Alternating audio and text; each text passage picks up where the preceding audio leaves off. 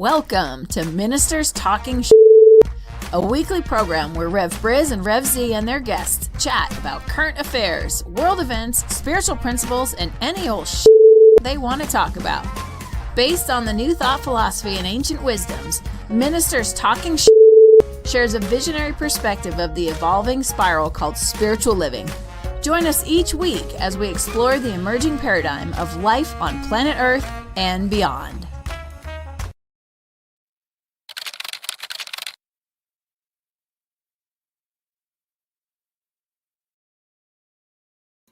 And hello again, your video over here. Rev Z right here on the West Coast. All the way on the West Coast. You might hear a little bit of background music in Rev Z's feed today as he's off being with his kids and playing college tour guide again, right? Is that right? Is that what's happening? Say that again. I said you're touring. What are you doing out there again today?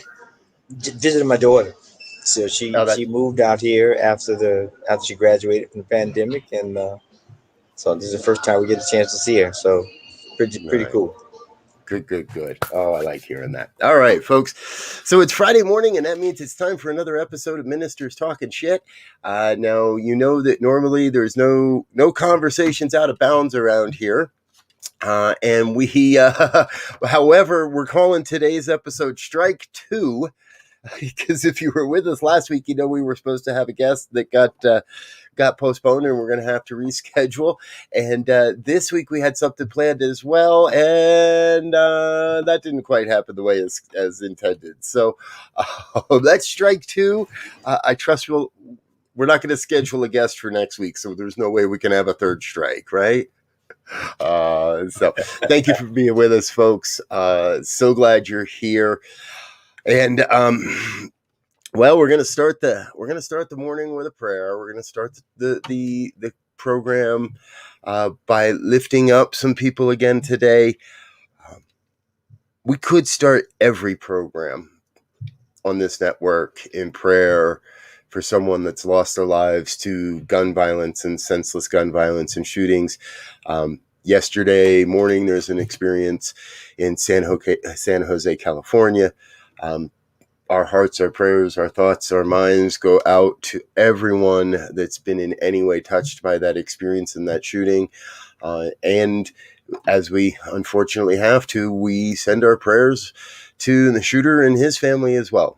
And something's got to break for people to get to the point where they set their house on fire, go to work, and start shooting people. And so be with us if you would. If you're comfortable, if you're safe, shut your eyes, close your eyes, shut out the world, and just for a brief moment, join us in recognizing peace. And knowing that there is a source, a flow, a vibration of peace that radiates out around the cosmos, out around this planet, and that we may each be a vessel of that peace, a dynamic demonstration of that peace. We send love and compassion and vibrations of peace to all the families and all the people who are touched by this event, no matter what side of the experience. We claim for all a sense of healing and a lifting up of consciousness as we explore the ideas and what comes next for these glorious families and for America as a whole. I know there's something emerging, supporting life on planet Earth. Not the death, supporting the life and the lives that continue on. And so it is. So it is. Amen. So Z, here we are again. Okay, we got a bevy of things we can talk about. We could talk about. It's Memorial Day weekend, which is traditionally a very big travel weekend normally. So let's give you credit for being our man in the field, as it were, today. Give us the travel update. Give us the travel report. How are things out there right now? Well, it is from my perspective, it's going to be a busy weekend. I think they're expecting like 37 million people to be traveling this weekend, and it's at the airport last night rather, flying out, it was pretty packed. I mean, it was busy, and a lot of people are going to be driving. The gas prices are up, but one good thing, uh, people seem to be of good cheer. Um, it's probably because they're getting a chance to get out. Although I'm sure people have seen at the airports the last few weeks. They've had all kind of fights and all kind of craziness taking place at the airports between travelers, and it's just like I didn't even want to look at it because I didn't even want to bring that to my field of consciousness as I was getting ready to travel. But you know, th- they're we're trusting that people will stay, as all those I saw yesterday, in good cheer and happy to be out and going to see family. And I'm out here checking out my daughter, her new apartment and stuff I haven't seen. She's been almost here a year now, and Mm-hmm. so far so good. Let's see how it unfolds. I hope the weather's great for everybody, and we can forget some of these shootings and some of these global conflicts and these, I don't know, these crazy ideologies that people are pushing about riots and politicians, and at some point you turn it off. It just sounds like a broken record in the background, and it goes wah, and you're like, oh my god. Right. Yeah. I hear you there. It does get to a wah wah wah stage of nothingness. So it makes me think as I'm listening to you, it jumps in my head that in some ways have we forgotten how to be with each other? Like, have we forgotten? I would imagine forgotten how to be in a large crowd, forgotten how to be in a out in public when things don't go your way, and I think we're gonna see that as everybody. I heard the term the great reemergence, right? Kind of like the Yeah. cicadas are coming back after 17, 18 years. The cicadas are coming back, and the humans are coming back too, folks. And some of us have most likely forgotten how to be with people. Some of us have forgotten how to be in public. So let's be compassionate. And there's going to be people out there with anxiety around being out in public again, and are going to feel disjointed, are going to feel lost and out of touch. And this is the time, I believe, for us to be triply compassionate. Yeah, because the one thing that that was pretty apparent yesterday, but there was a social awkwardness that people experience, or that I seem to, Mm. you know, experience in terms of my perception of people wanted to be friendly, but they didn't know how to do it. When you're in an airport in a line getting on a plane, there is no social distancing, so you kind of, I could see people physically kind of trying to shrink their bodies, I try to be small or whatever, and you you you, you could see there was a lot of mixed emotions, right? And I'm sure, and myself included, there's a little social anxiety because you don't know how people feel. You don't know what their perspective is on the pandemic, and some places require masks, some places don't, some places, people respect it. Uh, and those who are on vaccine in a lot of places can be without the mask, but who's checking?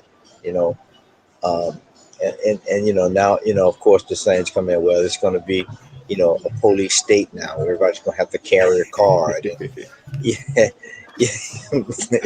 yeah. So there's all these implications that are being implied and brought forth, uh, along with all the other stuff. So social awkwardness and social anxieties, I think, are going to exist with us for a few minutes. Right. Exactly. Exactly. So again, folks, we believe this is the time for us to be really extra compassionate with our friends and our families and our colleagues and everyone around us. Whether you're traveling in an airport or whether you're out in the world, out in the world, let's be more peace. How about that? And I can see you've Good got one. thing. And a good thing, is about the travel coming back is that businesses are going to begin to come back. People are going to be, last night we got in and we were hungry, and so we had the only thing that was open was a shake and steak place. Um, you know, Lots of people outside. And this was around, I don't know, 9:30, 10 o'clock almost. Mm-hmm. Uh, People were out, getting food. People were, you see, even late like that, you see people out walking. So, coffee shops. It's going to give people a chance to get back to some sense of security because they can find a job and some sense of Right. community where they can begin to interact with people. A lot of people didn't say that, but a lot of people were smiling under their masks. You can tell, Yep. which is a good thing. I do. I have recognized that. We have learned to recognize a smile from underneath a mask. I think that's pretty cool. We have learned to recognize a smile underneath a mask. And go ahead. Yep. Yeah, and I was going to say, it's funny how we can adapt. I mean, we can under a mask where everything is covered that represents a smile. You can begin to see it in the eyes and the lines in the face and amazing things that we can do if we just put ourselves to it and not have to go through a stressful situation to make that happen. Right. Exactly. Um, as we're talking, I'm reminded that it was just a short week ago, last Friday, that in many ways you were out of town, but the ministers here in Colorado had an event, and we were all together, and the public was invited, a big graduation type of event, and we were hugging again. And I flash back to earlier or late last year when I was saying, we'll hug again. Don't worry, folks, it's coming. It's not here yet, but we shall hug again. And like everybody was vaccinated, and everybody and it's like this spontaneous burst of hugging happened, and people are connecting again. And while it felt really, really good, I got to tell you, what felt better was the emails the next day from people I hadn't seen in quite a while. That we didn't have a lot of time to connect, but we had enough time for a hug and a hello and a how you doing, and it's good to see you and glad you're out here. And the email conversations the next day that reflected on how incredibly important that was and freeing it feels to be able to be cautious, right? Aware, conscious, but also back into the spontaneity of being people and being with people. Well, and that's going to be a key thing because if nothing else, I think that when people begin to get back in public, there will be a lot more aware and a lot more awareness going on because we won't know where people are. I mean, 12 months ago, I avoided you like the plague. Now I may run to you like, soap and water. Uh, it's like, we're going to have some social adjustments. And this weekend with the travel, it's going to be good to see how this all works out when we get the final numbers of travelers, and hopefully, God, we're sending love, light, and protection to everybody over this weekend, that we don't have any craziness going on, and that people enjoy being out and being with family, and being with friends, and getting out in nature, and all these things that will help us increase our awareness, which will, by definition, increase our consciousness. Because once you know something, there's no way not to know it. Exactly. Now you can act against it, but but you still know it. And so the ability to raise consciousness to that level is going to be exciting. I mean, it is exciting. And so uh, if for those who are traveling, those who are going to try to go see friends or have a small gathering at the house, barbecuing, some parties or whatever, do it responsible, do it safely, but do it if you can to begin to raise the vibration of the planet. I think it'd be a great thing. Exactly. So, folks, we would love to hear how the great reemergence is happening for you. Feel free to drop us an email, ministertalk@ntmedia.org. That's ministertalk@ntmedia.org. That'll get to both Elzia and I, Reverend Elzia and I, and we'll have a chance to, we'll respond to you. If you have a guest that you'd like to have us have on, or potentially have on. we're going to get to having guests on again, I promise. If you have a topic you'd like us to cover, something you'd like us to talk about, then just jump in, let us know, send an email, drop a comment on this stream or any of our programs, and we'll be happy to make sure that we address that as best as we can. So, okay, Z, let's talk about the elephant in the room then. Or the elephant on the planet. I'll let you kick it off. How long can we maintain peace in the Middle East? This, to me, it's pretty... I'm not here to try and draw rights and wrongs, Palestinian or Jew, Israel, right? I think most intelligent people have a sense of what's at play, at what's going on. We could frame this conversation from either side. And I don't know that there is an answer to... I don't want to ask the question, what's it going to take for there to be lasting peace in the Middle East? I don't think that's the question. We were going to have Laura Topper on today because she's been really following some stories of specifically women that are working to bridge peace in the region between Israeli and Palestinian. And I'd love to hear kind of your concept, your idea, your perspective. What are we going to have to do to get true peace in that? Is it possible in our lifetime? Is that a vision we've got to project out another 100 years still? Yeah, it's an interesting conversation. It's been going on since 1897 when the first Jewish state movement or whatever started happening in Palestine and West Bank and Gaza and that whole area. In my mind, the ironic part about it is, first and foremost, the Jews and the Arabs are first cousins, right? They're descendants of two brothers. Right. They've been, and ever since that time, there's been some rumblings about who's who and what's what, and so, when in my little myopic opinion, when you get to the point where someone thinks that they have the right to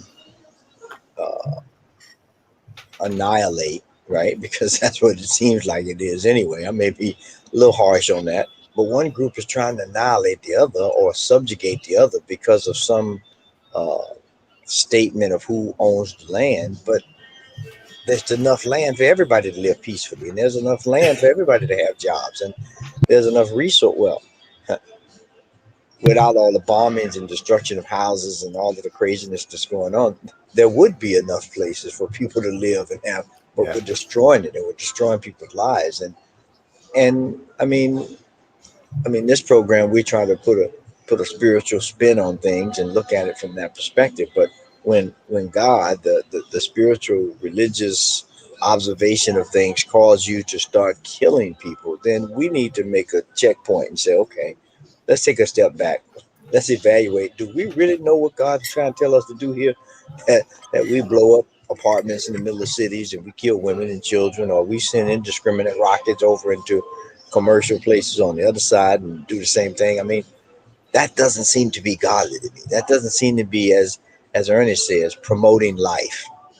Right. At that point, life is not prime, and so we need to figure out first: are we taking actions based on a slightly incorrect interpretation of a biblical, or spiritual, or religious uh, precept about who and how and what lives in a specific area?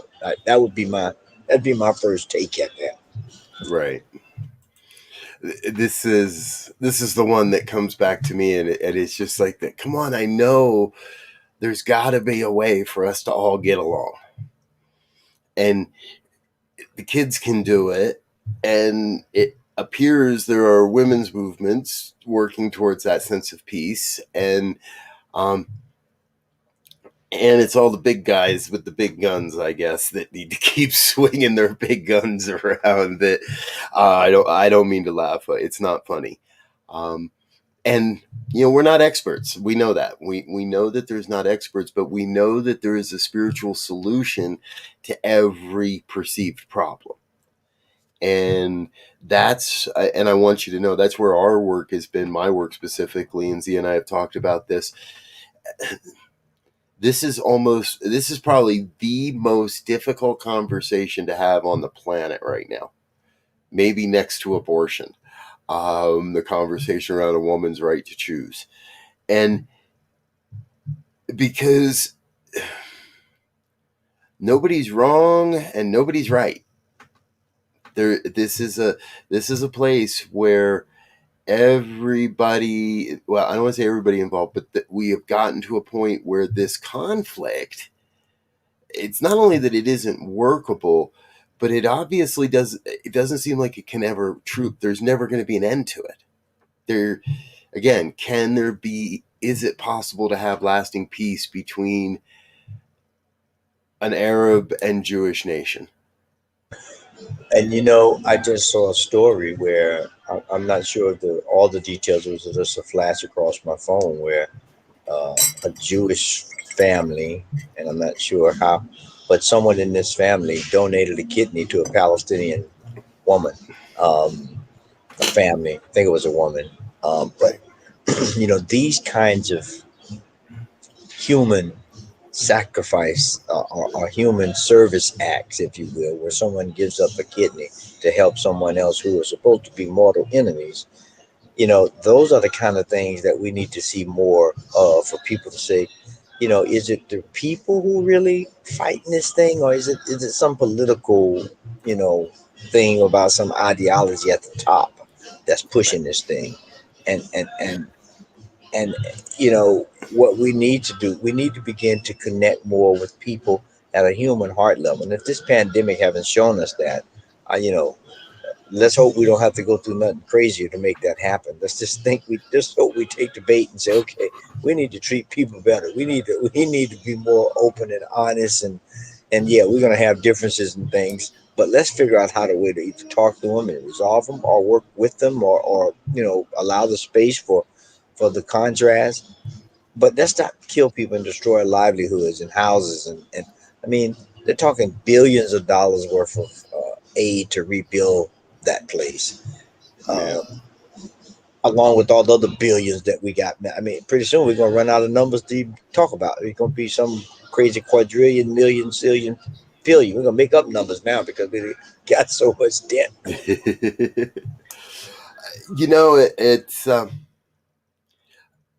It's tough. It must be tough for some people to see the possibility of peace in the region when, let's be honest, folks, a good portion of the American economy is tied to conflict. A good portion of the American economy is tied to the fact that we sell a lot of guns to Israel. And we sell a lot of guns all over the world that who knows whose hands they end up in as well. Yeah, that's the other. We could be very easily financing both sides of this thing with weapons and other support. That there's again, there has to be a solution, and perhaps that's one of them, is that the U.S. needs to take a position of we no longer are the arms dealer for the planet. We are no longer I don't want to see us as the arms dealer, at least. Well, and that was when you're talking about funding. There was one of the statements that I forget. I know the president said something about they want to send money over to Palestine and to the whole region but they want to make sure that the money doesn't get diverted to some other means. And you know, and when is it going to take us to wake up and say, okay, we just had another mass shooting, which we send our condolences and heartfelt uh, love to those who've been affected.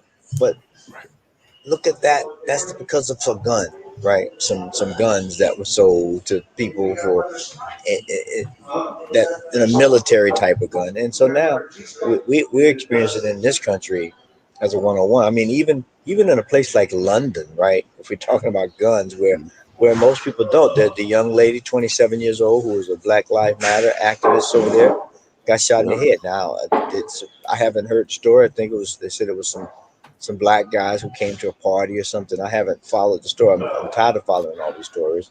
There hasn't been developments yet. But I've heard of. But again, here is a gun that is misplaced, and now we have some grieving by another family and people in this country, in this globe, in this world. And we have to get a better perspective, and we got to figure out, why do we have to have all these guns? Let's try to build some bridges. Let's try to share some love. Let's try to do something other than a gun at the first resort. I mean, we got more killings. I don't know what the numbers is, but these mass killings in this country are outrageous right now. We're not even at half the year.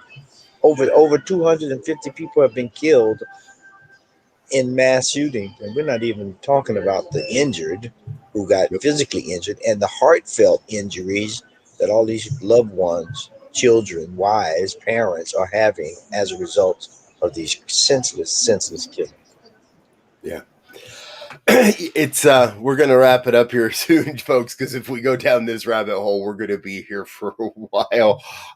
But I saw a film clip recently. I saw a video clip recently, and it's honestly, it looks like a very minor traffic interaction. It doesn't look like there was much, and all of a sudden you realize that the guy sitting at the light in the pickup truck has got a gun, and he's got it sticking out the window of his pickup truck, and he's pointing it at the other car. And then all of a sudden I look at it, I go, shit, I think I know that intersection. And it's Evergreen, and it's the light off of I-70 on where you get off at Evergreen. So real quick, folks, major interstate I-70 heading towards the mountains, big sweeping turn, and you get off and you take this big sweeping exit, flyaway exit, you cross over the highway, you come down the hill a little bit, and there's a stoplight. I go through it all the time. I'm there, at least a handful of times a month. Very major. Texas. So here, like Denver's, Colorado, you can have a gun. You can have it in your car. You can have it on your hip. You can point it out the window at people, it seems. Texas is pushing a law to allow unrestricted open carry, no license, no permit, no insurance, no registration, no background check. Just, hey, I think I need 12 guns, and I'm going to wear them around and I can just. We're addicted to the Second Amendment in a way that I don't think is healthy. So here's our challenge, folks. Who should we have on this program to have that conversation? Who is the most intelligent person you know about gun control and gun legislation and or gun rights, gun owners' rights? We would love to have somebody on this program that we can have a really deep conversation with about this proliferation of fear that's causing so many people to run out and put handguns in their pocket. Because I digress. Yeah, because just one thing on that. I mean, that's going to be a crazy situation across this country and in the states and cities that allow people to carry guns, we will really go back to the Wild Wild West, and these numbers are gonna look pale by comparison when if every I heard there's like 9 states already have that craziness going on. If we we talk about, and this is what doesn't get me, is the Second Amendment folks, the gun rights folks, they say that, we got to make it hard. Yeah, we got to make it harder for bad guys to get a gun. And if we made it hard on good guys to get a gun, it would be easier for bad guys to get a gun. But this seems like it's, hey, who gives a shit if you're a good guy or a bad guy? How many do you want? I got a whole trunk load. Come here. I got a 76 Impala with a whole trunk load of weapons. What would you like today, sir? I think we're taking a giant step away from our good senses.